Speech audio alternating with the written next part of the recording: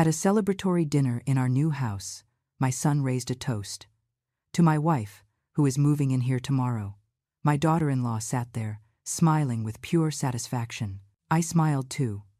And I pressed play on my cell phone. The recording of that conversation made my daughter-in-law stand up from the table and run out. But let me tell you from the beginning how I arrived at that moment. How a 64-year-old woman, who had just lost her husband, ended up secretly recording her daughter-in-law's conversations, and how that recording destroyed the mask of the most manipulative person I have ever known in my life. My name is Eleanor. 8 months ago, I buried Arthur, the love of my life, my partner of 40 years. A massive heart attack while he was watering the roses in the garden. 1 second he was there, whistling as always. The next, he was gone. Losing him was that brutal. The life insurance that Arthur had paid religiously for 20 years arrived 2 months later. $200,000. I cried when I saw that check. It was not just money. It was the last time my husband would take care of me. The last time he kept his promise that I would never lack for anything. I decided to buy a house. A small, modest one, but mine. $150,000 for a place to start over, where I did not have to see his empty chair every morning, where I would not hear his phantom footsteps in the hallway every night. I needed that. I needed to be able to breathe without every corner reminding me of what I had lost. The house had 2 bedrooms, a perfect little backyard to plant roses, and a kitchen with big windows that let the sun in. Nothing fancy, nothing ostentatious. Just a warm space where a widow could try to rebuild her life piece by piece. I signed the papers on a Tuesday in March. When the keys fell into my hand, I felt something I had not felt since the funeral. Hope, small, fragile, but it was there. I told my son Daniel that same afternoon, my only son, the boy I raised alone for years while Arthur worked double shifts, the man I swore to protect until my last breath. I expected him to be happy. I expected a hug. I expected him to say, "I am happy for you, Mom. You deserve it." Instead, his face hardened. "You bought a house." His tone was not one of surprise. It was annoyance. "Yes, honey. A cute little cottage where I will be able to start over. It has a small yard where I can plant the roses I like so much and—" "Mom," he interrupted me, "don't you think that was a little rushed? You could have consulted us." Us. That word hit me like a bucket of ice water. Us. As if my life, my money, my future needed the approval of someone else. "It is my money, Daniel. The insurance your father left for me." "I know, Mom. But we are family. These decisions are discussed." Behind him, on the sofa, was Jessica, my daughter-in-law, my son's wife for 3 years. She said nothing. She just looked at me with those cold, calculating eyes, and that small smirk at the corner of her lips, as if she were enjoying seeing me uncomfortable. That was the first time I felt that something was very wrong. Jessica entered our lives like a hurricane. Daniel met her at work and fell in love in a matter of weeks. She is incredible, Mom. She is intelligent, ambitious. She knows what she wants. He said it with that shine in his eyes that men have when they are completely blind. When I met her, I understood the ambitious part. She arrived at our house in a very expensive green dress, high heels, and that way of speaking that makes you feel small without saying anything offensive. "So you are Eleanor. Daniel has told me so much." She extended her hand as if she were doing me a favor. Not a hug, not a kiss on the cheek, a cold and firm hand. Arthur was by my side. I felt him tense up. That night, after they left, he told me, "That girl has something strange about her, Ellie. I do not like how she looks at you." I downplayed it. Daniel loved her. Who was I to judge? But Arthur was right. He was always right. The visits to our house became uncomfortable. Jessica would arrive and start making comments about the old furniture, about the outdated decoration, about how it smelled musty in the bathroom. I do not mean it with bad intentions, Eleanor. It is just that sometimes one gets used to it and does not notice. Eleanor. Not even Mom or Mrs. Davis, just Eleanor, but said in a way that sounded like a label, not a person. Daniel never said anything. He laughed nervously. He changed the subject. He looked at me as if asking me not to make a scene, and I swallowed it. I swallowed it because I did not want to be the problematic mother-in-law, the one who causes conflicts, the one who drives the son away from his wife. I swallowed it because I thought it would improve with time. How naive I was. When Arthur died, Jessica did not cry at the funeral. Not a single tear. She stood next to Daniel with a face of boredom, checking her cell phone every 5 minutes. At the wake, while I received condolences, devastated, she was in a corner complaining that it was hot. I do not understand why these places do not have decent air conditioning, she told a cousin of Arthur's. A week after the burial, she appeared at my house with Daniel. "Mom, we came to see how you are." Jessica scanned the living room with her gaze. She touched the furniture. Opened drawers. "This house is big for a single person. Don't you think, Eleanor?" I did not answer. "Daniel and I have been thinking. Maybe you could sell. Invest that money. Move to a smaller place, more manageable." Daniel nodded. "She is right. Mom, this is a lot for you alone." That is where it all started. The suggestions. The unsolicited advice. The visits where they inspected every corner like appraisers. And I, in my grief, in my recent widowhood, did not realize what they were doing. I did not realize that they already had a plan. When I told them that I had bought the new house, Jessica's reaction was immediate. $150,000. Her voice went up an octave. On a house. She put her hand to her chest as if she were having a heart attack. "Eleanor, did it not occur to you that you could have invested that money? Buy stocks? Put it in a retirement fund?" "It is my money, Jessica." "Yes, but it is just that. Daniel, say something. Your mother just threw away $150,000 on a property that probably needs repairs." Daniel looked at me uncomfortably. "Mom, she is just saying that maybe you could have waited. Planned better. Planned better." As if I, at 64 years old, after 40 years of marriage, did not know how to manage my own money. "It is done," I said. "I signed the papers yesterday." Jessica let out a dry laugh. "Well, I hope at least it is a good investment." She got up from the sofa. "Daniel, let's go. I have things to do." Before leaving, she turned around. "When you move, Eleanor, let us know if you need help. Although honestly, I do not know why you need 2 bedrooms living alone." She closed the door with more force than necessary. I stood there in my empty living room, feeling that something had just changed, that she had just crossed an invisible line that I did not know existed. The following weeks were a nightmare disguised as family concern. Jessica called every day. "Eleanor, have you thought about the maintenance costs? A house is a lot of work for a woman your age. Eleanor, did you check the neighborhood well? Make sure it is not dangerous. Eleanor, what if something happens to you there alone? Who is going to help you?" Each question was a drop of poison. Each call left me more anxious, more insecure. I started to question myself. Had it been a bad decision? Was I being impulsive? What if she was right? Daniel started too. "Mom, Jessica is worried about you. She says a house is a lot of responsibility. Mom, would it not be better if you lived closer to us? Just in case." "Mom, you are being very stubborn. We only want the best for you." The worst part was not what they said. It was that they said it as if they cared, as if they were really worried about my well-being. But I saw something else in Jessica's eyes.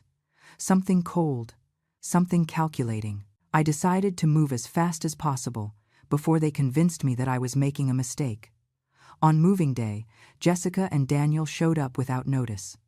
"We came to help," Daniel said, carrying a box. Jessica entered behind him with that fake smile I already knew so well.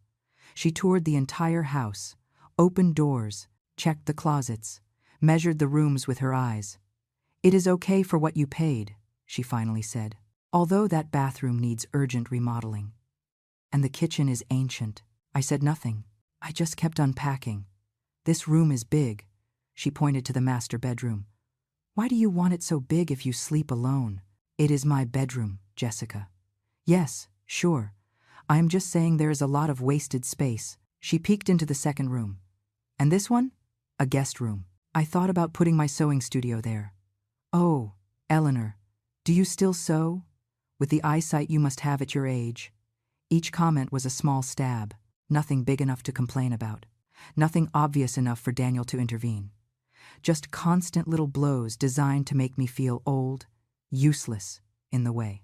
That night, after they left, I sat in my new living room and cried, not from sadness, from rage, from helplessness, because I did not know how to defend myself from someone who attacked with smiles. The visits became more frequent. Jessica appeared without warning. I was passing by and said, "Let me see how Eleanor is." She always brought something, a cake, flowers, a coffee, but it was never a gift. It was an excuse to enter, to inspect, to criticize. "Oh, Eleanor, you have not fixed that water stain. Eleanor, that garden needs work, it looks neglected. Eleanor, why don't you change these furniture pieces? They are very old." One day she arrived with Daniel and a woman she introduced as an interior designer. "I thought you would like a free consultation. My friend Ashley is an expert." I had not asked for any consultation. Ashley toured my house, taking notes. "It definitely needs a complete renovation. The floors, the walls, the kitchen. We are talking about $50,000 minimum. $50,000. Coincidentally, almost everything I had left from Arthur's insurance. "I do not have that money," I said firmly. Jessica sighed. "That is why I told you buying this house was a mistake, Eleanor. Now you are trapped with a property that needs money you do not have." Daniel looked at me with pity. That look hurt me more than any comment from Jessica. My own son looked at me as if I were a confused old woman who had made a bad decision. "Thanks for coming, Ashley," I said. "But I do not need renovations." Jessica laughed. "Eleanor, yes you do. This house is falling apart. It is my house, and it is fine as it is." Okay. Do not get mad. We only wanted to help, but it was not help. It was another tactic, another attempt to make me feel I had committed an unforgivable mistake. I started avoiding their calls, inventing excuses when they wanted to visit me. I needed space. I needed peace. I needed to enjoy my house without someone constantly telling me everything that was wrong with it. But Jessica did not give up easily. The calls became more insistent, the messages more frequent. "Eleanor, are you okay? You are not answering. Eleanor, Daniel is worried. Call us.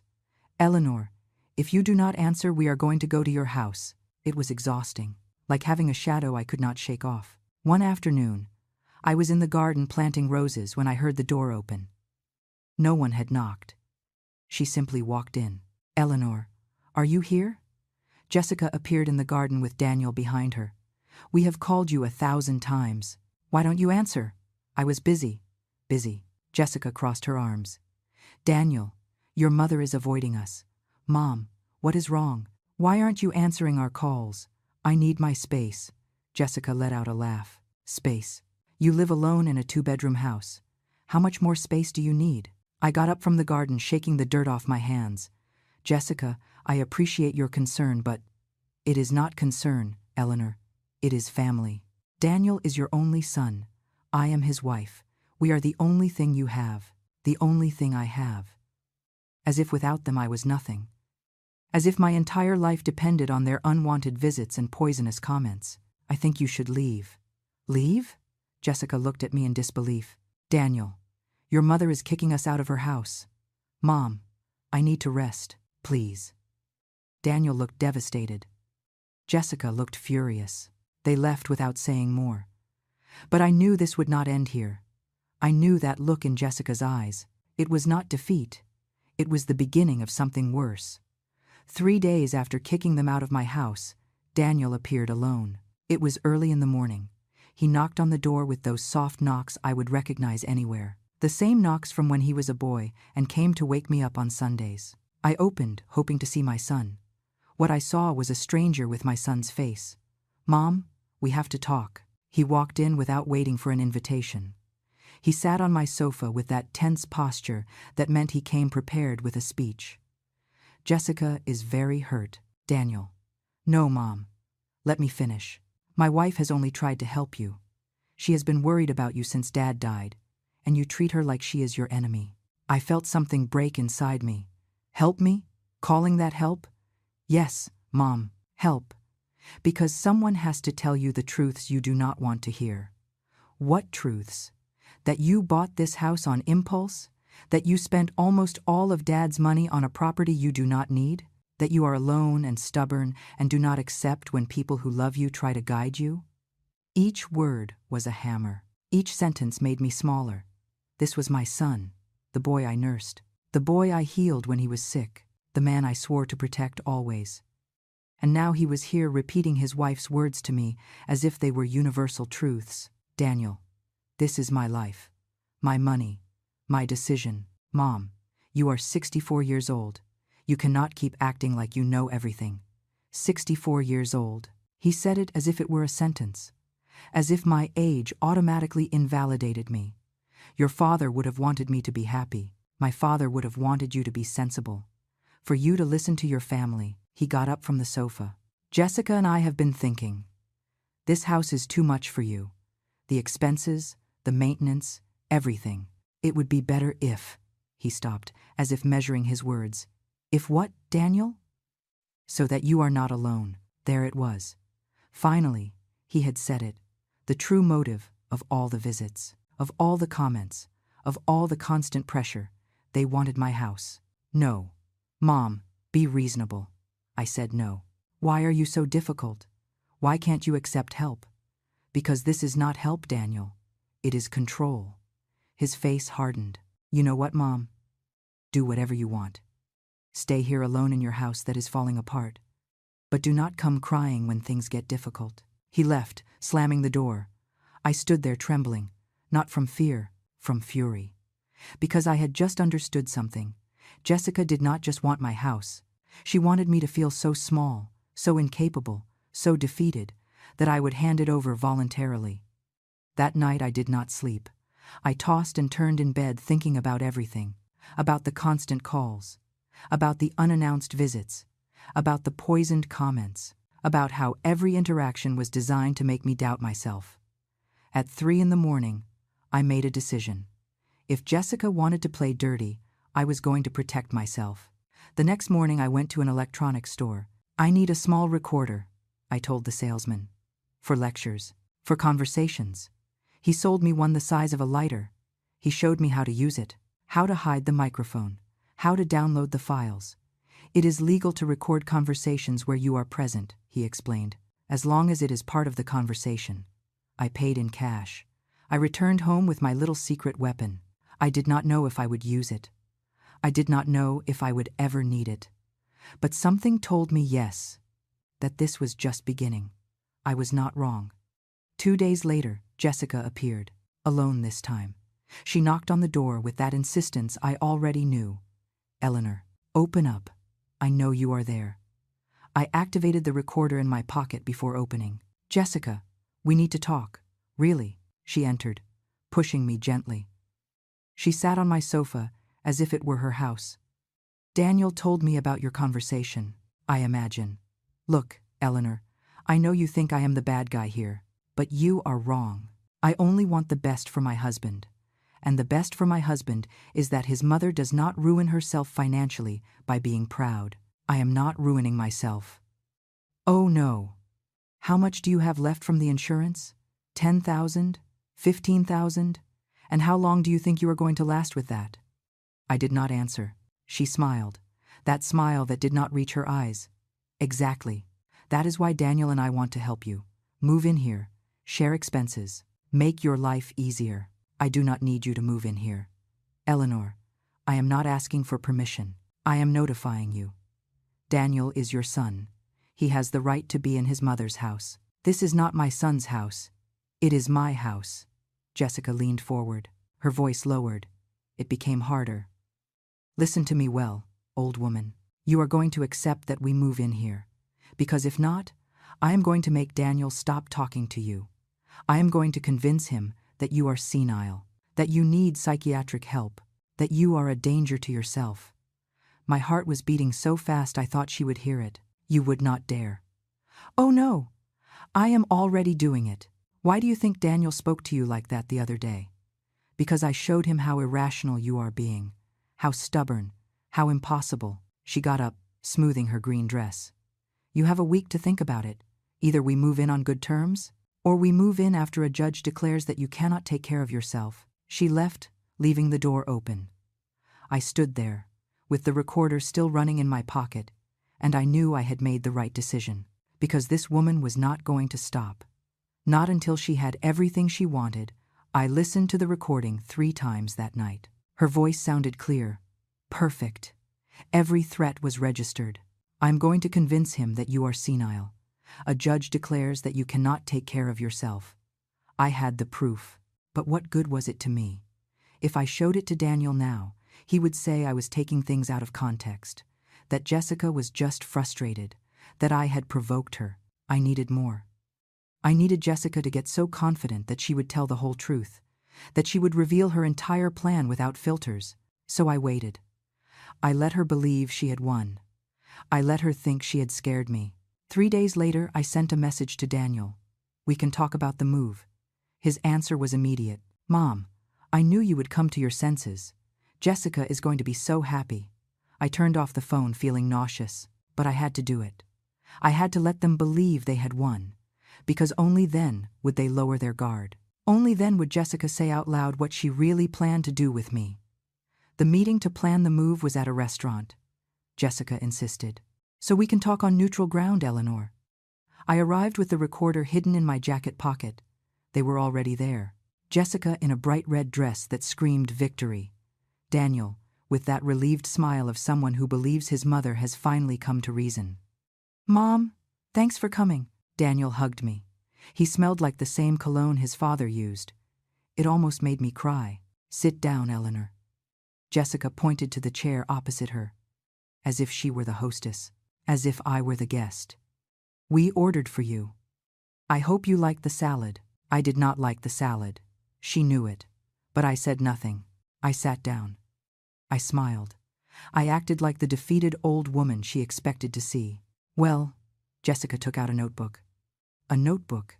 As if this were a business meeting. Let's talk about the details. What details? Of the move, Eleanor. Of how we are going to organize everything.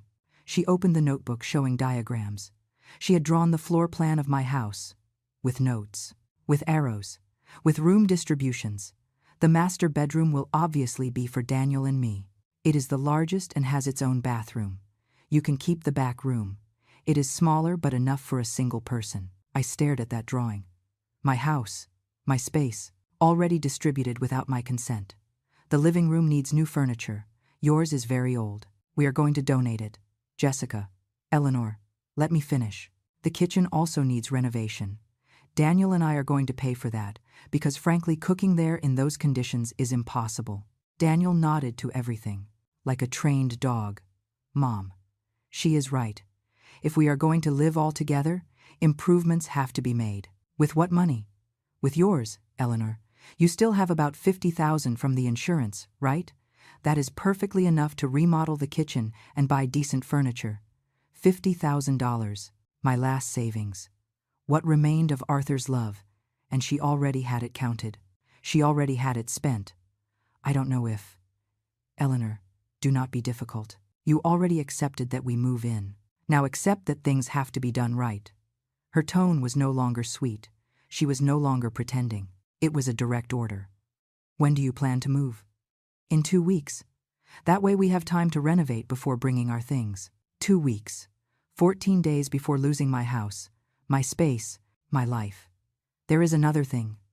Jessica closed the notebook. She leaned forward with that smile that already gave me nightmares. Daniel and I have been thinking about the future.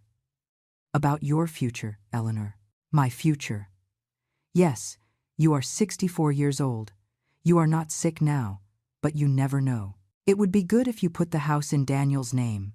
You know, to avoid legal problems if something happens to you.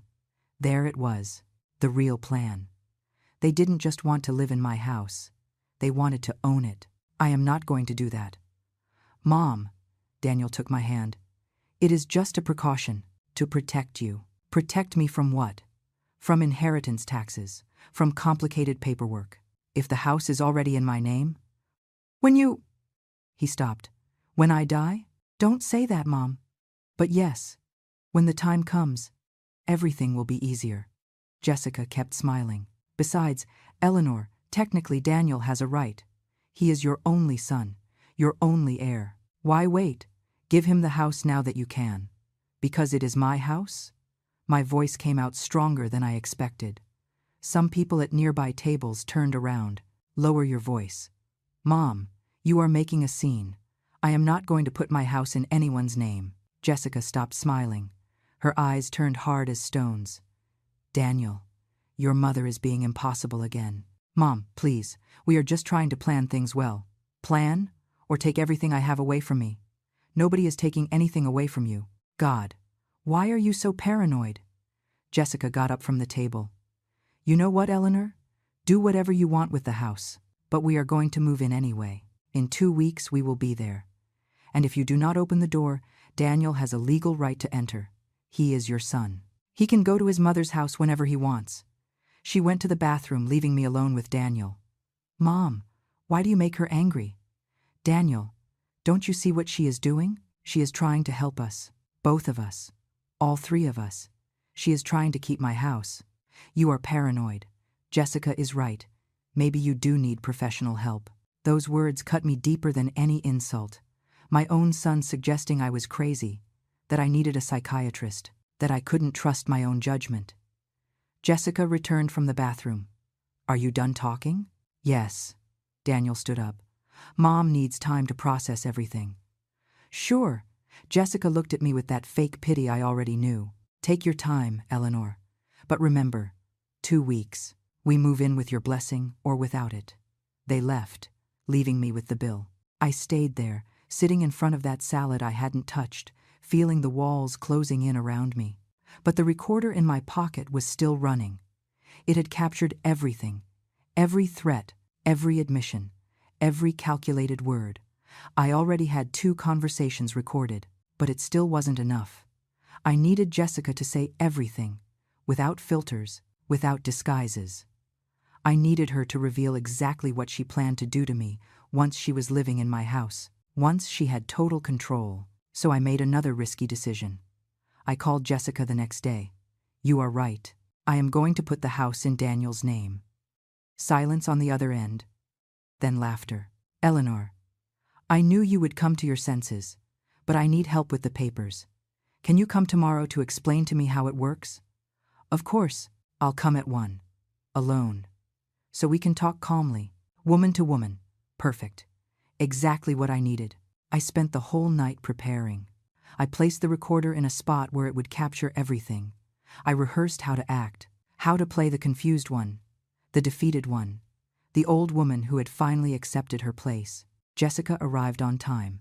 She carried a folder full of papers. Eleanor, I am so proud of you. You are finally making intelligent decisions. She sat on my sofa taking out documents. Look, here is the form for property transfer. It is simple. You just sign here, here, and here. And what happens to me? Where do I live? Here, Eleanor, in your little room. Nobody is kicking you out. Little room. She didn't even call it a bedroom anymore. But the house will belong to Daniel. Technically, yes, but you can stay as long as you want. She leaned forward with that shark smile. Well, as long as you behave. What does that mean? It means this is going to be my house, Eleanor. My rules, my space. If you want to stay, you are going to have to respect that. I understand. Truly. Jessica relaxed. She settled into the sofa as if it were already hers. Because I need you to understand something. Daniel is my husband. I am his priority, not you. If there is a conflict between what you want and what I want, he is going to choose me. Always. I know. Good. Because I am not going to tolerate you being the meddling mother-in-law who causes problems. You are going to stay in your room. You are going to cook when I ask you to. You are going to help with the cleaning. You are going to be useful, or you are going to be a nuisance. And nuisances eventually get eliminated. The recorder was capturing every word, every threat, every revelation of who she really was. Eliminated. Do not play dumb, Eleanor. If it doesn't work out with you living here, we are going to look for alternatives. A nursing home, a senior residence. There are very good places where they take care of people your age. I do not want to go to a nursing home. Then behave. Do what I tell you, and everything is going to be perfect. She smiled. Now sign these papers. I took the pen she offered me. I held it over the paper. My hand was trembling. It wasn't acting. It was pure, contained rage. Here. Yes, Eleanor. Right there. Jessica was practically salivating. I could see the victory in her eyes. Absolute triumph. I brought the pen close to the paper. The tip touched the dotted line. Then I let it drop. I can't. What? I can't sign. Not yet. I need to think about it. Jessica's face transformed. The mask of kindness fell completely. You are playing me, you stupid old woman. I just need more time. There is no more time. She got up from the sofa, furious. You know what? I have had it with you. Sick of your nonsense. Sick of your attitude. Sick of pretending I care about you. She started pacing my living room like a caged animal. From the first day I met Daniel, I knew you were going to be a problem. A clingy, needy mother-in-law who was never going to let go of her son. I never.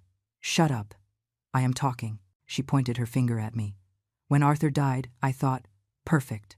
Now the old woman is going to be alone, vulnerable, easy to handle. Daniel was going to be completely mine without that father who always filled him with stupid ideas about respect and family.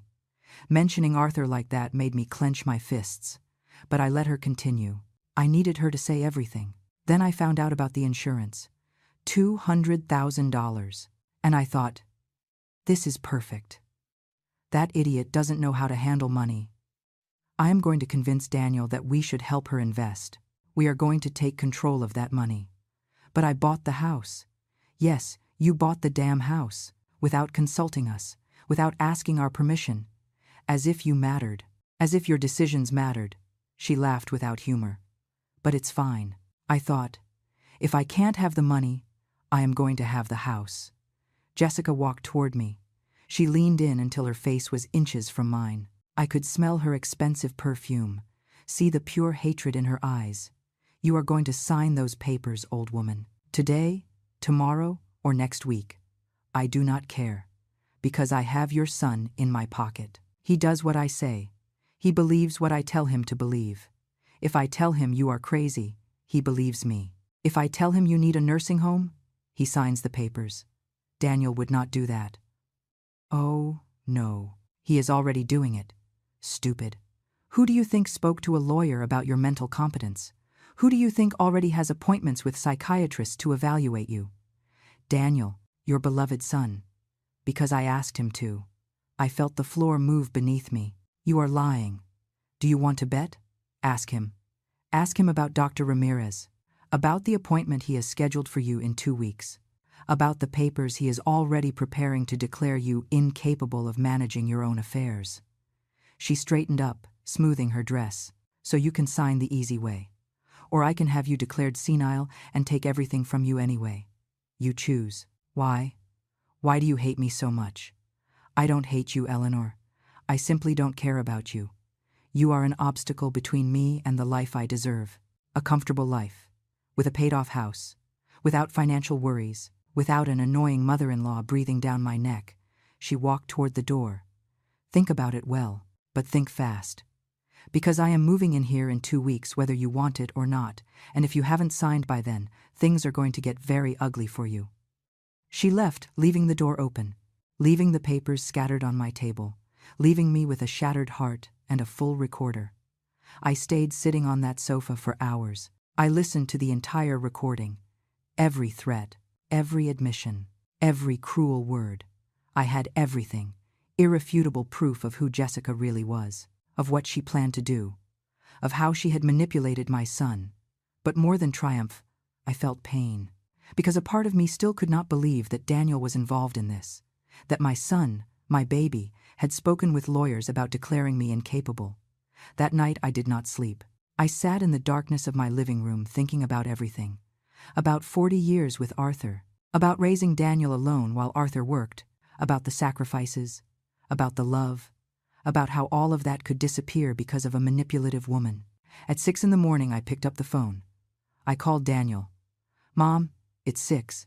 His voice sounded sleepy. I need to talk to you. It is true about Dr. Ramirez. Silence. A long, heavy silence that told me everything I needed to know. Mom, how did you know about that? It is true. Jessica thought it would be good for you to talk to someone. Just to rule out that I am crazy? That you are going through something difficult? Grief can affect people's judgment. I closed my eyes. My own son. And the mental incompetency papers. Mom, they are just precautions. Just in case. Just in case you need to take everything from me legally. It is not like that. You are misinterpreting things. Daniel, do you love me? What kind of question is that? Of course I do. Then come to my house. Just you. Without Jessica. I need to show you something. Mom, I can't go without my wife. She is part of my life. Please, just this once. Give me a chance to explain something. I heard voices in the background. Jessica had woken up. She was asking who he was talking to. I can't, Mom. Jessica says you are trying to manipulate me. To separate us. Daniel, I have to hang up. We'll talk later. The line went dead. I stood there with the phone in my hand, feeling my son drifting further and further away. How Jessica had built a wall between us, so high that I could no longer see the other side. But I was not going to give up. Not yet. I had the recordings. I had the proof. I just needed the right moment to use them.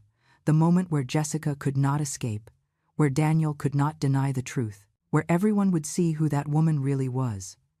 I spent the next few days planning. Jessica had said she was moving in 2 weeks. Perfect. I was going to let her believe she had won. I was going to let her get completely confident. And then I was going to expose everything in front of witnesses, in front of family, in front of people who could not ignore the truth. The idea came one night while looking at old photos. Photos from when Daniel was a boy, of birthdays, of family celebrations. We had always been a family that celebrated everything, that gathered around the table to share food and laughter. Why not one last celebration? A housewarming dinner for the new house. An opportunity to gather everyone before Jessica and Daniel officially moved in. I could invite my sister Patricia, Daniel's cousins, close family friends, witnesses, people who knew Arthur, who knew me, who could not ignore the truth when they heard it. I called Daniel the next morning. I want to have a dinner, a celebration before you move. Mom, I have thought it over better. You are right. We are family. We should celebrate this together. I could hear the surprise in his voice. Are you sure? Yes. Invite whoever you want. I will invite the family. Let's do this right. Wait. I am going to tell Jessica. Voices in the background. Then Jessica took the phone. Eleanor, what are you planning? Nothing. I just want to do things right. Like you said, I don't believe you. Jessica, if we are going to live together, let's start on the right foot. A family dinner, like the ones before. Silence. I could feel her thinking, calculating. That is fine, but no drama, no scenes. Just a dinner. On Saturday. Does that sound good? Perfect. Her voice sounded triumphant. We will be there. And, Eleanor, this time you really are going to sign those papers. Whatever you say, Jessica. I hung up feeling for the first time in weeks something resembling hope. It was not victory yet. But it was a plan to recover my life, my house, my dignity. I spent the next few days preparing everything. I cleaned the house until it shined. I bought food for a beautiful dinner. I sent invitations to my sister, Patricia, to my cousins, to Arthur's closest friends. Everyone confirmed. Everyone asked if I was okay. Everyone said they would be there. I configured my phone so the recording would play with just the touch of a button. I practiced the moment again and again. The timing had to be perfect. Jessica could not escape before everyone heard. She could not invent excuses. She could not manipulate the situation. The night before the dinner, I barely slept. I checked everything 100 times. The recorder, the phone. The Bluetooth speaker I had connected so everyone could hear clearly. Everything had to work perfectly, because I would only have one chance. One single chance to show the truth. To save my house. To get my son back. Saturday dawned, sunny. As if the universe were on my side. I dressed in my best clothes. I put on makeup. I did my hair. I needed to look strong, confident. Not like the defeated old woman Jessica expected. The guests started arriving at 6. Patricia was the first. Eleanor, you look beautiful. Are you okay? Your call worried me. I am going to be fine, sister. Just trust me. The cousins arrived, the friends, all with the same look of concern, all asking if I was really okay with Daniel and his wife moving in with me. I told them yes, that everything was going to be fine, that they would understand soon. At 7 o'clock sharp, Daniel and Jessica arrived. She was wearing a spectacular green dress, perfect makeup, perfect smile, the image of the concerned and loving daughter-in-law. Eleanor, everything turned out so nice. She hugged me in front of everyone, a fake hug that made me want to vomit, but I smiled. I acted my part. The dinner went normally. Conversations, laughter, Jessica being charming with everyone, telling stories about how excited she was to move, about how much she wanted to take care of her mother-in-law. Daniel smiled proudly. My sister looked at me confused. I waited.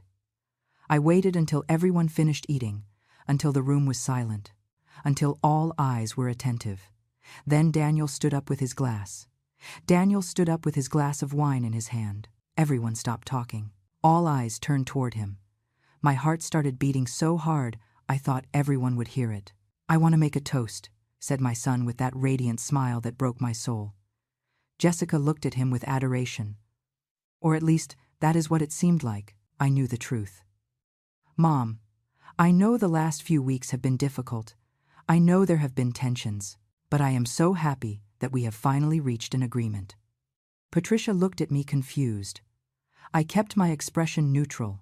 That is why I want to toast to my wife, to Jessica, who is moving in here tomorrow, to this beautiful house, to help my mother, to take care of her, to make sure she is never alone. The words fell like bombs in the silence of the room. I saw the faces of my guests transform. Surprise, confusion, concern. Nobody raised their glass. Jessica was radiant, smiling as if she had just won the lottery. She leaned back in her chair with that absolute satisfaction drawn on every muscle of her face. She looked at me sideways, waiting for me to break, to cry, to beg. Instead of that, I smiled. I took my cell phone out of my pocket with hands that were trembling but decisive. I placed it on the table next to the Bluetooth speaker I had prepared. Before that toast, I said with a clear voice, I would like to share something with all of you. Jessica's smile wavered. Just a second. But I saw it. Mom, what are you doing? Daniel lowered his glass. Sharing the truth. I pressed play. Jessica's voice filled the room. Clear, sharp, unmistakable. Do not worry. As soon as we move in, the old woman will sleep in the back room. She won't even realize when we start making her sign papers. She is so naive. The silence was absolute. Everyone looked at the speaker as if it were a bomb. Jessica went pale. She tried to stand up, but Daniel stopped her with a hand on her shoulder, his expression frozen in shock. The recording continued. Every poisonous word Jessica had said in that phone conversation she believed was private. About how I was a nuisance. About how she was going to keep my house. About how Daniel was so easy to manipulate. He is an idiot. He believes everything I tell him. He doesn't even question when I tell him his mother is losing her mind. Daniel's face crumbled. He looked at his wife as if seeing her for the first time. Jessica. Daniel. I can explain. Shut up. His scream made everyone jump. I had never heard my son speak like that. I stopped the recording. But it was not over. There is more, I said. My hands were no longer trembling. My voice was firm, much more. I pressed play again. This time it was the conversation in the restaurant. Jessica talking about keeping my house. About the furniture she was going to throw away. About how I was going to live in the back room, following her rules. Patricia put her hand to her mouth. The cousins looked at Jessica with horror. Arthur's friends shook their heads in disbelief. Turn it off, whispered Jessica. Please, turn it off. Why? You didn't want everyone to know your plans. I let it continue. Every threat, every insult, every revelation of her true nature. Daniel stood completely motionless. Tears ran down his face. He looked at his wife as if she were a stranger. When the part arrived where Jessica admitted convincing Daniel to seek mental incompetency papers, my sister stood up from the table. You were going to declare your mother incapable, she screamed at Daniel. You were going to take everything from her. I didn't know. She told me it was to protect her. Lies. Patricia pointed at Jessica. This viper manipulated you into betraying your own mother.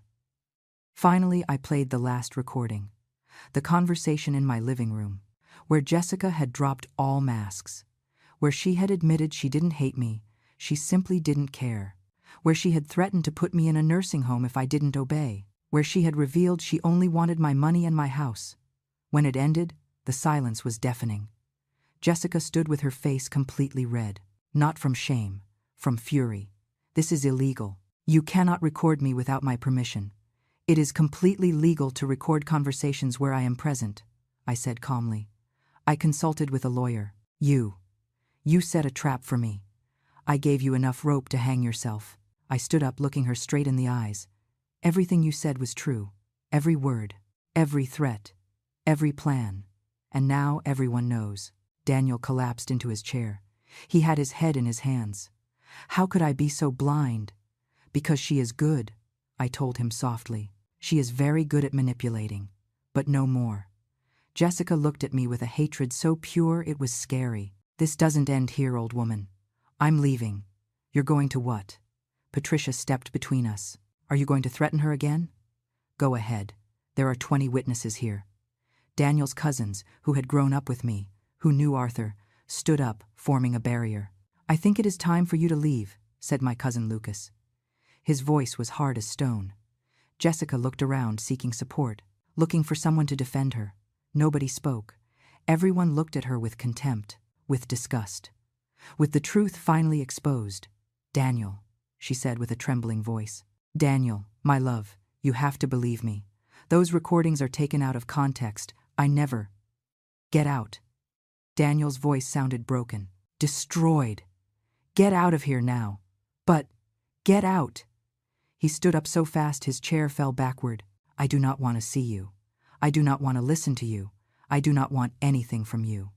Jessica took a step toward him. Daniel recoiled as if she burned. It was all a lie, whispered my son. Everything, I love you. Every smile, every plan we made together. Everything was to get to this. No, Daniel, I do love you. You love my money. You love this house. You used me to get to my mother. His voice broke. You almost made me betray the woman who gave me life, who raised me, who sacrificed everything for me. You almost convinced me to take away her home, her dignity, her freedom. Tears flowed freely down his face. How could you? Jessica tried one last time. She approached him with hands extended.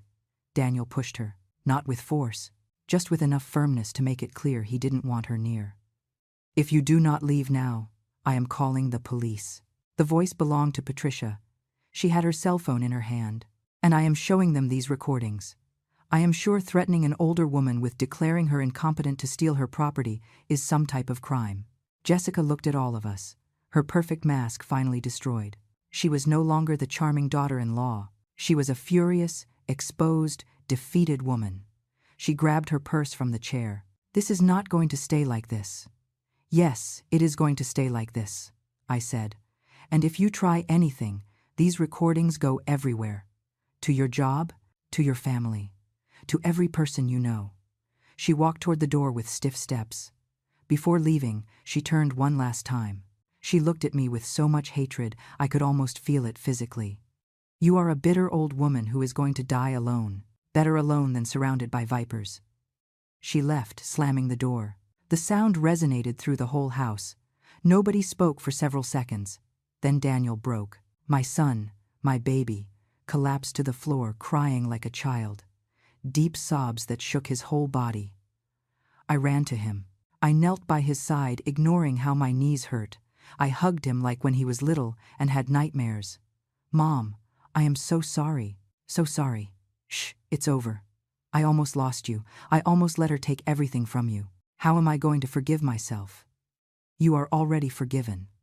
I caressed his hair. You are already forgiven. He clung to me as if I were his lifebuoy in the middle of the ocean. And maybe I was, because he had been drowning in Jessica's lies without even knowing it. Patricia approached. She put her hand on my shoulder. The others formed a circle around us. Family. True family.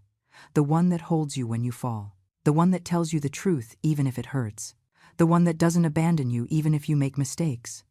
"We are going to help you with the divorce," said Lucas. "I know an excellent lawyer. And we are going to make sure that woman keeps nothing," added Patricia. "Nothing of yours, Daniel, and definitely nothing of Eleanor's."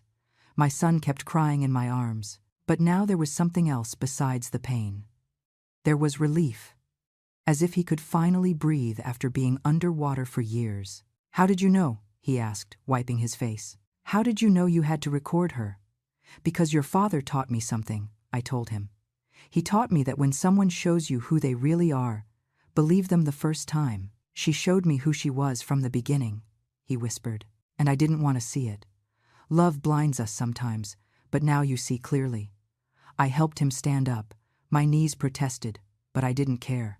"And now what?"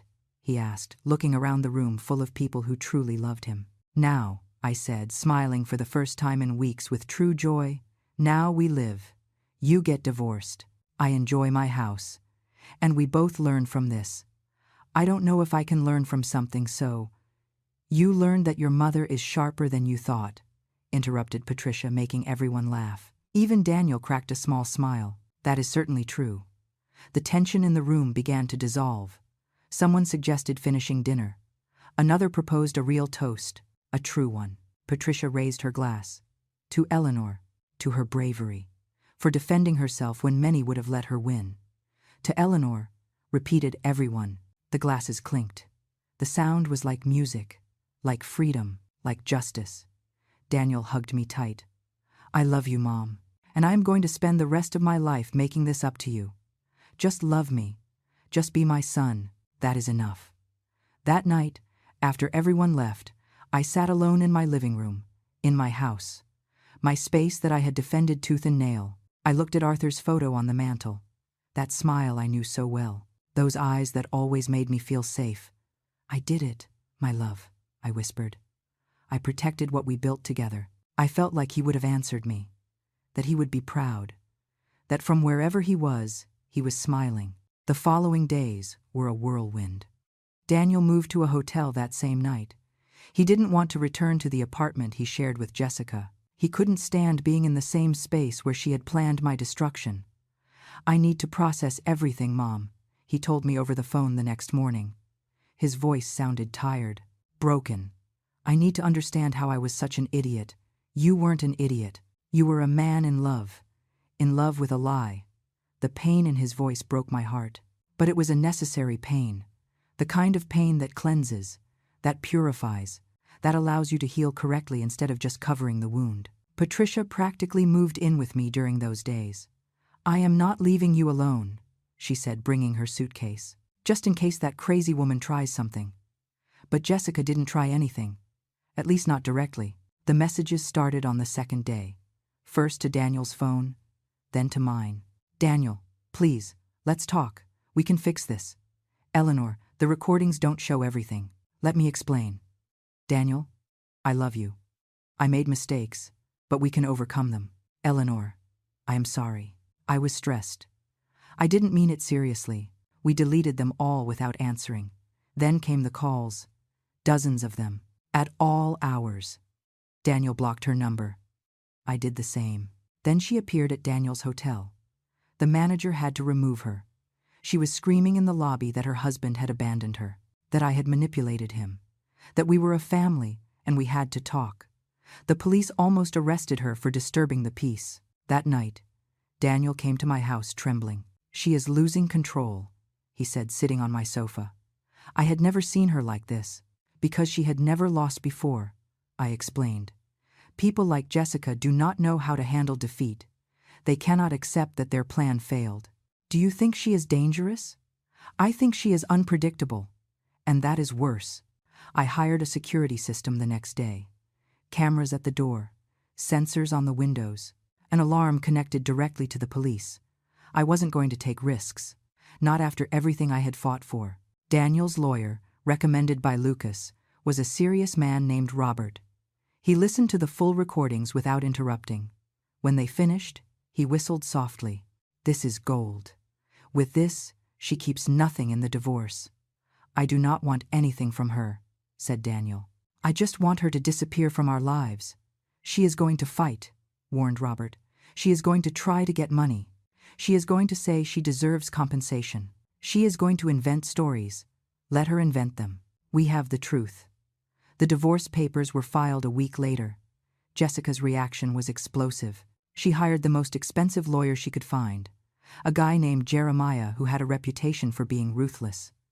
The first hearing was a circus. Jeremiah argued that Daniel had abandoned his wife without cause, that Jessica was a devoted woman who only wanted to care for her mother-in-law, that the recordings were taken out of context. Robert destroyed him. He played the full recordings in front of the judge.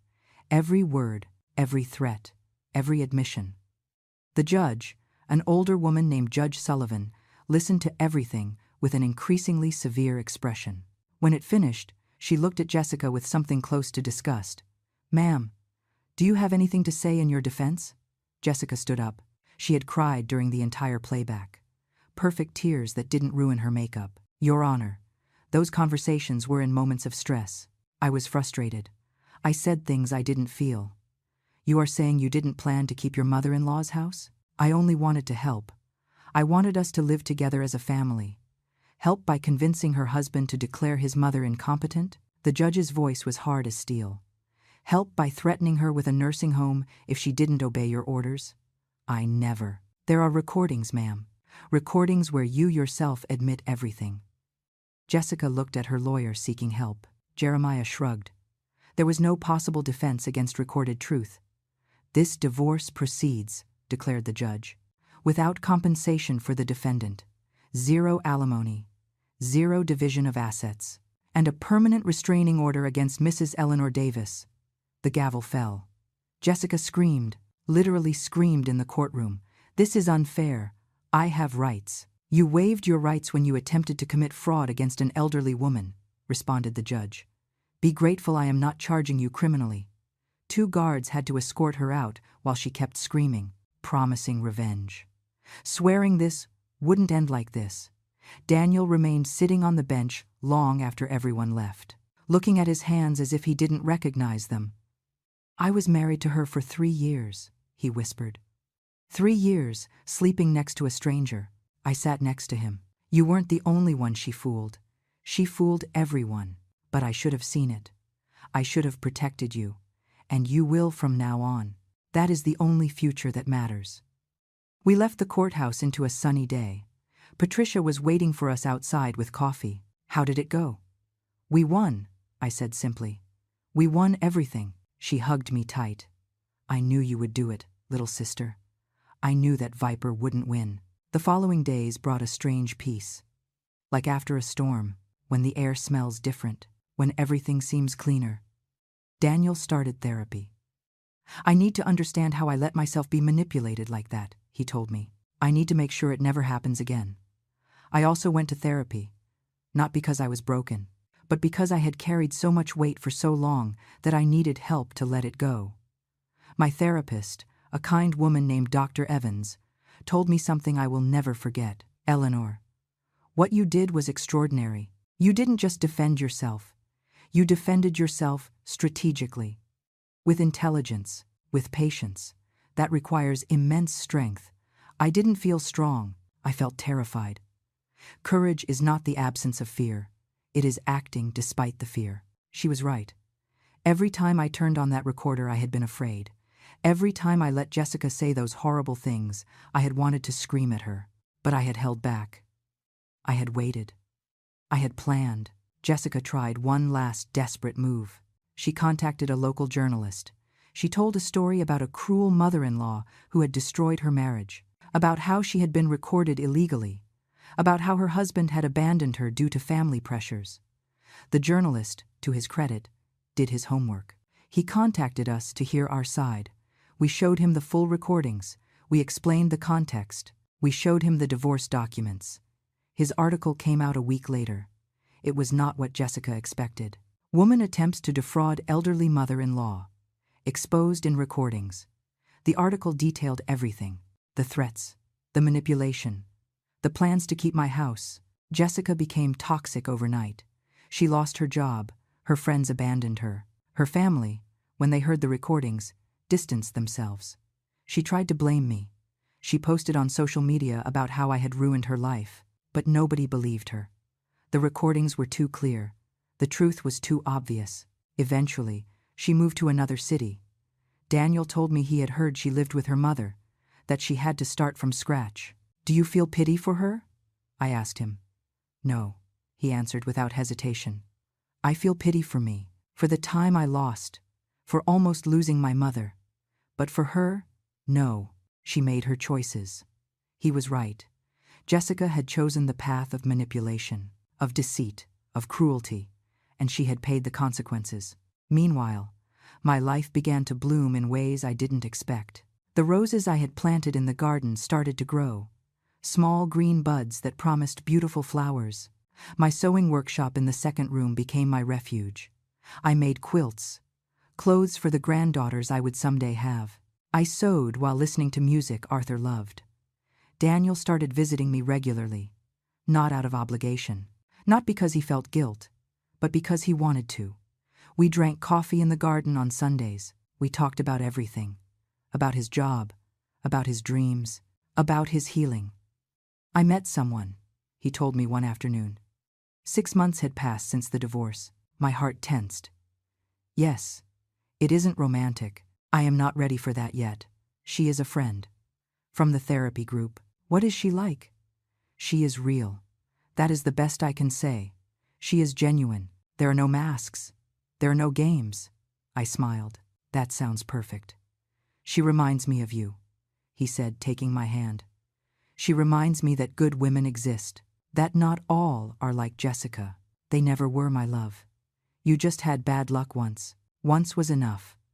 We sat in comfortable silence, the kind of silence that only exists between people who know each other deeply, who love each other unconditionally. Patricia organized a party to celebrate the first anniversary of my move, a full year in my house, a year defending it, a year of victory. She invited everyone who had been at that dinner, the cousins, Arthur's friends, all the people who had supported me when I needed it. "A toast," she said, raising her glass. "To my sister, to the bravest woman I know, to Eleanor," everyone repeated. The glasses clinked. The laughter filled my living room. My house, my space that I had fought so hard to protect. That night, after everyone left, I sat in my garden. The stars shone above. The roses perfumed the air. I could hear the crickets singing. I closed my eyes and thought about the whole journey, from Arthur's funeral to this moment, from the broken widow to the woman who had exposed her enemy. It had been painful. It had been terrifying, but it had been worth it. "We did it, Arthur," I whispered to the wind. "We protected our home," and I felt his presence, not in a ghostly or mystical way, but in the way the people we love are always present, in the memories, in the lessons they left us, in the strength they gave us to face what was coming. Autumn arrived, painting my garden in warm colors. The roses I had planted bloomed completely. Red, pink, yellow. Every morning I went out to water them, feeling a peace I hadn't known in years. Daniel healed slowly. I saw it in his eyes, in how his smile started reaching his eyes again, in how he spoke of the future without that crushing weight of betrayal. My therapist says, "I am progressing," he told me one afternoon while we drank tea in my kitchen. She says, "I have moved from denial to acceptance." And how does that feel? Liberating and terrifying, because now I have to rebuild who I am without her, without that version of me that was the manipulated husband. "You were more than that, Daniel. You were always more than that. But I lost so much time being that person. You didn't lose it. You invested it in learning, in growing, in becoming the man you are now." He took my hand across the table, his eyes filled with tears. "Thank you for not giving up on me, for fighting when I couldn't see why you should fight. You are my son. I would fight against the whole world for you. You almost had to," he laughed sadly. "I almost had to fight against you too, but we didn't get there. And that is what matters." Life began to establish a new normal, a quiet routine that filled me instead of emptying me. On Mondays I sewed. On Tuesdays Patricia came for lunch. On Wednesdays I went to the market. On Thursdays I visited Dr. Evans, my therapist. On Fridays Daniel came for dinner. The weekends were mine. To read, to garden, to simply exist without having to prove anything to anyone. One afternoon in October, while pruning my roses, I heard someone knock on the door. I wasn't expecting visitors. My first instinct was alarm. Jessica? But 8 months had passed. The restraining order was still in effect. I looked through the peephole. It was a young woman I didn't know. I opened, leaving the chain on. Yes, Mrs. Davis? Her voice was soft, shy. Yes. My name is Ashley. I am. I was a friend of Jessica. My body tensed. If you came to defend her. No, I am not coming for that, she rushed to say. I come to apologize. I didn't expect that. I took off the chain and opened the door completely. Apologize. Yes. I was the interior designer, the one she brought to your house to pressure you about renovations. I remembered her. The woman who had estimated $50,000 in repairs that my house didn't need. I remember you. I knew what she was doing. Jessica asked me to exaggerate the costs, to make her house sound like it was falling apart. I leaned against the doorframe. Why are you telling me this now? Because after everything came out, I couldn't sleep. I still can't. I was part of her plan to deceive you, to scare you and make you feel you had made a mistake buying this house. Ashley had tears in her eyes. My grandmother went through something similar. A niece tried to take her house, and I swore I would never let something like that happen to another elderly person. But I did it. I did it to you. Jessica paid you. No. We were friends, or so I thought. But after everything exploded, when I tried to talk to her, she blocked me. I realized she just used me too, like she used everyone. I opened the door wider. Do you want to come in? She was surprised. Are you sure? If you came to apologize for real, the least I can do is listen to you. I made coffee. We sat in my living room, the same one where I had played the recordings that destroyed Jessica's world. I didn't know how bad she was, said Ashley, holding her cup. I knew her competitive side, her ambition. But I thought she really loved Daniel, that she really cared about you in her own way. She only cared about herself. I know that now. After the article came out, other people started talking. Friends she had used, co-workers she had betrayed. I wasn't the only blind one. Ashley looked directly at me. But that doesn't excuse me. I participated in hurting an innocent woman, and I am very sorry. I could have hated her. I could have kicked her out of my house. But I saw something in her that I recognized. I saw someone who had been manipulated too. Differently, but manipulated nonetheless. I forgive you, I said. Her eyes filled with tears. Really? Really? Because forgiveness isn't for you, it's for me. To not carry more weight than necessary. I do not deserve your kindness. Probably not. But I am giving it anyway. Ashley left half an hour later, lighter, more at peace. And I felt lighter too, because I had discovered something important. Forgiveness didn't mean forgetting. It didn't mean letting people get away with it. It meant releasing the poison before it poisoned you too. November brought the first rains. I loved sitting by the window listening to the water hit the roof, reading books I had wanted to read for years, but never had time. Daniel met someone, for real this time, a woman named Sarah who worked in his office. She was divorced with 2 children, real, with wrinkles around her eyes when she smiled, with stories of pain and survival. You want to meet her? He asked me nervously. Are you ready for that? I think so, but I need your blessing. You always have my blessing, my love. Just promise me that this time you go with your eyes open, wide open, I promise. I met her a week later. Sarah arrived at my house with her 2 kids, an 8-year-old boy and a 6-year-old girl. The children ran directly to my garden, fascinated with the roses. They are beautiful, I said, watching them play. They are my life, answered Sarah. Then she looked directly at me. Mrs. Davis, I know what happened with Daniel's ex-wife. He told me everything. My body tensed automatically. And I want you to know that I am not like that. I do not want your house. I do not want your money. I just want your son. If we ever get to that point, why are you telling me this?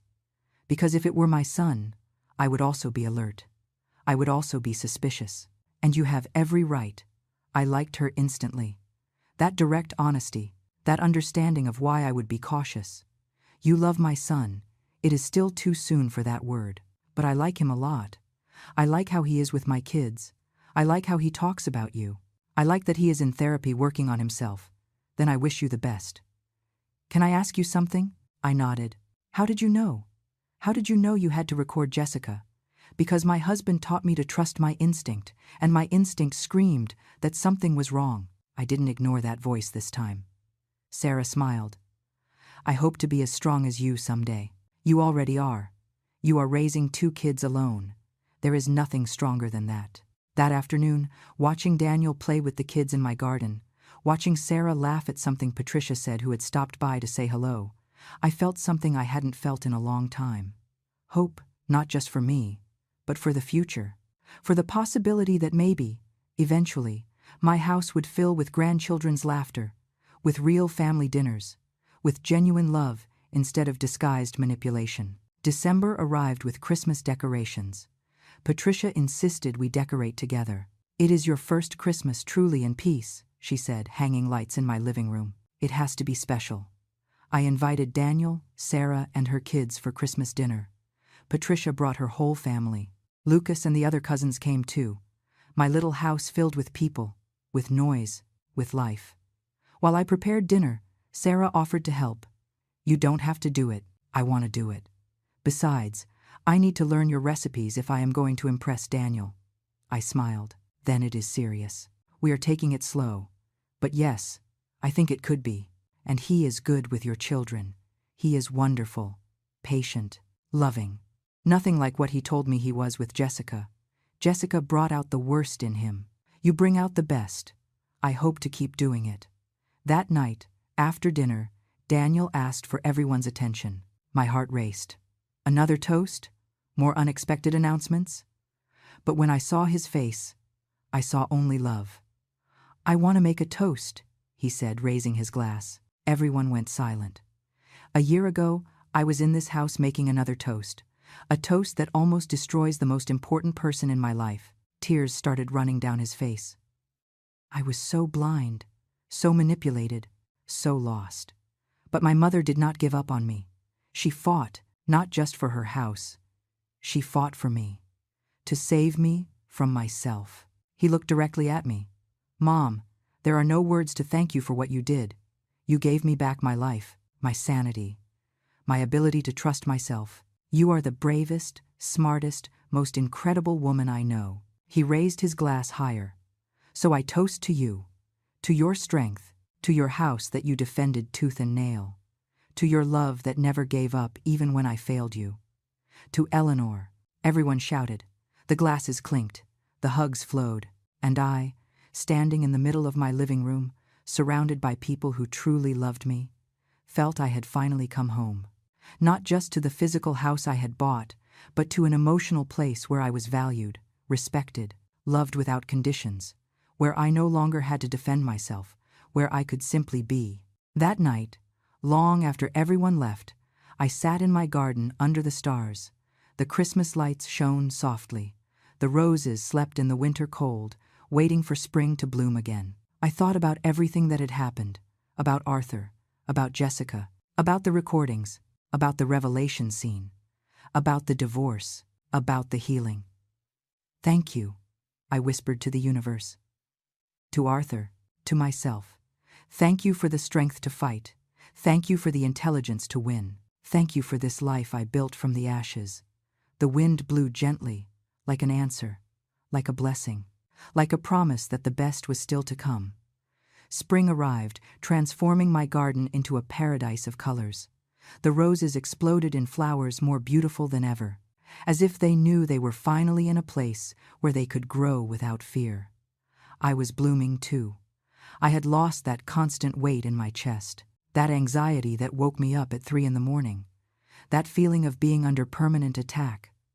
For the first time since Arthur's death, I felt complete. Not happy in the naive way I had been before, but happy in a deeper way, wiser, earned through fire. Daniel and Sarah got serious. He spent weekends with her and the kids.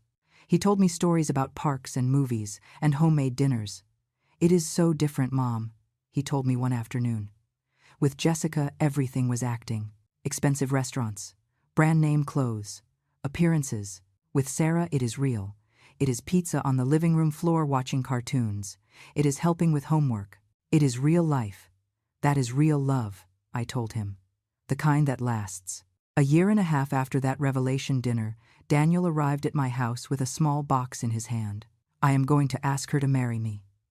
My first instinct was panic, but I pushed it down. Are you sure? Surer than of anything in my life. I have been in therapy. I have worked on myself. I have learned the signs of manipulation. And Mom, she is not like that. She is genuine. She is honest. She is real. And her children. I love them as if they were mine. I want to be their stepfather. I want to give them the family they deserve. I hugged him tight. Then you have my blessing. Completely. Do you want to see the ring? He opened it, showing me a simple but beautiful ring. Not ostentatious.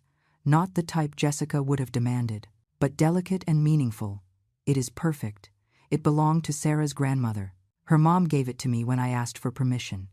She said her grandmother would have wanted someone who loves truly to wear it. The proposal was in my garden. Daniel asked me to organize it here, because this place represents a new beginning. Overcoming. Love that survives anything. We decorated with lights and flowers. Patricia prepared snacks. Sarah's children were so excited, they almost ruined the surprise 3 times. When Sarah arrived, the children led her to the garden blindfolded. Daniel was waiting, trembling with nerves. When she took off the blindfold and saw the scene, the tears started immediately. Daniel knelt down. Sarah, when I met Jessica, I thought I knew what love was. But I was wrong. Love is not control. It is not manipulation. It is not making someone feel small. He took her hand. Love is what I feel when I am with you. Safety, peace, genuine joy. You are my partner, my equal, my best friend. The kids were screaming excitedly. Would you marry me? Would you let me be part of your family? Would you give me the chance to love you correctly for the rest of my life? Yes. Sarah was crying and laughing at the same time. Yes, yes, 1,000 times yes. The ring slid on perfectly. The kids ran to hug them. We all applauded, and I, standing next to Patricia, felt my heart could explode with happiness. Your brother found a good one, whispered Patricia. He found the right one, I corrected. There is a difference. The wedding was 6 months later. Small, intimate. In a garden that reminded me of mine, Sarah wore a simple and elegant ivory dress. The kids were ring bearer and flower girl. Daniel cried when he saw her walk toward him. I cried too, but they were tears of pure joy. Without the weight of worry, without the fear that this was another lie. At the reception, Daniel asked me to dance. Do you remember when we danced at my first wedding? He asked while we moved slowly. I remember. I was so blinded that day, so convinced I had found the perfect love. But now you did find it, thanks to you. If you hadn't fought, if you had let me lose myself in that toxic relationship, I never would have arrived here. You arrived here because you did the work, because you healed, because you learned, but you started the process. You saved me. I hugged him while we danced, and I would do it again, 1,000 times. Sarah turned out to be exactly what she had seemed, without hidden agendas, without secret plans, just a good woman who loved my son and wanted to build a family. Sundays became a tradition. The whole family came to my house for lunch. The kids played in my garden. Sarah and I cooked together. Daniel and the cousins watched football. Patricia brought dessert and neighborhood gossip. It was noisy. It was chaotic. It was perfect. One Sunday, while we were washing dishes, Sarah told me something I will never forget. Thank you for accepting me. I know it must be hard after what happened. It is not hard when someone is genuine. I heard the recordings. Daniel showed them to me because he wanted me to know his whole history before committing. I was surprised, and it made me love Daniel more, because he got out of that. He healed, and it made me respect you more, because you fought when many people would have let it happen. I couldn't let her get away with it. And thanks to that, I met Daniel when he was ready for real love. If he were still with her, we never would have had this opportunity. 2 years after that revelation dinner, I received a letter. The sender froze my blood. Jessica, my first instinct was to throw it away, but curiosity won. I opened it with trembling hands. Eleanor, I do not expect you to read this. I do not expect your forgiveness. I just need to tell you that you were right. About everything. I was manipulative. I was cruel. I was greedy. I lost everything because of my own fault. I lost Daniel. I lost my career. I lost my friendships. I lost my reputation. And I deserved it. I am not writing this seeking pity. I am writing because I have been in therapy for a year and a half, working on why I am like this, where this need to control and take comes from. And I have learned things about myself that shame me. But I have also learned that change is possible. I do not expect you to believe me. I ask nothing of you. I just wanted you to know that I am sorry. Truly. I am sorry for every horrible thing I said, every plan I made, every pain I caused. I am sorry for trying to take from you what your husband left you with love. I am sorry for manipulating your son. I am sorry for being the reason you will probably never completely trust another daughter-in-law. I hope you are happy in your house. I hope Daniel has found peace. And I hope someday you can think of me without feeling anger. Not forgiveness necessarily. Just peace. Jessica. I read the letter 3 times. I felt so many things. Residual rage. Sadness for the lost time. But also something unexpected. Relief. Because Jessica was finally facing her demons. She was finally taking responsibility. It didn't mean I forgave her. It didn't mean I wanted to see her again. But it meant I could close that chapter completely. I showed the letter to Daniel. He read it without expression. Then he folded it carefully. "What do you think?" I asked him. "I think it is too late. And exactly on time. I do not understand. Too late to change what happened. Too late to have a place in my life. But exactly on time for her own healing. And that is fine. She can heal. She just has to do it far away from us. Will you ever be able to forgive her? I do not know. But I don't hate her anymore. And that is enough for now." I burned the letter in my fireplace that night, not with rage, but as a ritual of closure. The ashes rose up the chimney, taking the last vestiges of that dark chapter. The following years brought more joys. Sarah had a baby, a girl they named Mary, after Arthur, Mario. When I held her for the first time, I cried. "It is the first time I hold one of my grandchildren," I told Daniel. "It won't be the last," he promised. And it wasn't. 2 years later, another baby arrived, a boy they named Arthur, my house filled with childish laughter, with scattered toys, with drawings on my refrigerator, with small handprints in my garden, exactly as I had always dreamed. Patricia got sick when I was 70, aggressive cancer that didn't respond to treatment. I spent her last months by her side. "Do not be sad," she told me one afternoon near the end. "We had a beautiful life. I am not ready to lose you. Nobody is ever ready. But you are going to be fine. You are the strongest woman I know. Only because you taught me. No, little sister. You always were. You just needed a reason to show it." She died in peace, surrounded by family. And although it broke my heart, I also felt grateful. Grateful for every moment we had. For her support when I faced Jessica. For her unconditional love. At her funeral, I told the story. Not all the details, but the essence. How Patricia had been by my side when I almost lost everything. How she had given me strength when I felt weak. How she had been more than my sister. She had been my rock. She taught me that family defends itself. I said that true love fights. That it is never too late to be brave. I saw Daniel in the audience crying, Sarah holding his hand. The kids, now teenagers, listening attentively. Little Mary in her mother's arms. Arthur, the baby who was now 3 years old. 4 generations. All because I had refused to give up. All because I had fought for what was mine. Now I am 72 years old. My garden is more beautiful than ever. My roses win awards in local competitions. My house is full of family photos, of happy memories, of real love. Daniel and Sarah live nearby. I see them constantly. The kids come after school to do homework with me. The babies come to play in my garden. Sometimes, when I am alone, I think about that night. About Daniel's toast. About pressing play. About seeing Jessica's face when her world collapsed. I do not feel guilt. I do not feel regret.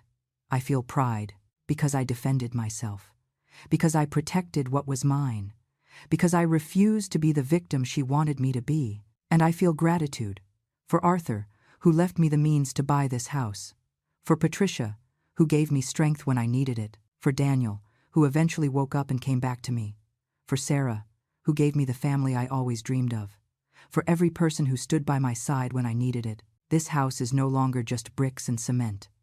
It is a testament, a reminder that it is never too late to fight, that age does not make you weak, that cunning defeats cruelty, that true love always finds its way. Every time I water my roses, I remember.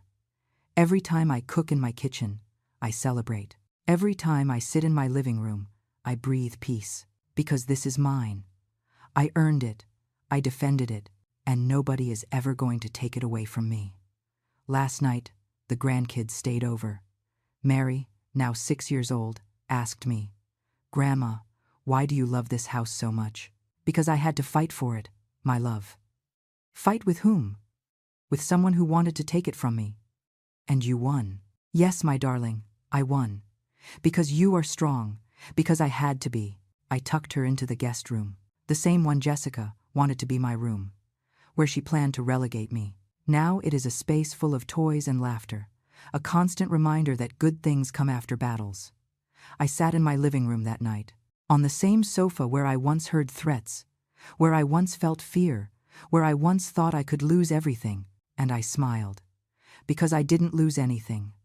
I won everything. I won my dignity. I won my peace. I won my family back. I won my life. Outside, the moon shone over my garden. The roses slept waiting for dawn. The house creaked with those familiar sounds of homes that have been loved. And I, Eleanor, widow of Arthur, mother of Daniel, grandmother of 4, defender of my own destiny, was finally home. Not just in the physical place, but in the deepest sense of the word, in peace, in triumph, in love. After years of pain, manipulation, and battle, I was finally exactly where I belonged, in my house, in my garden, in my life, and nobody, ever again, was going to take it away from me.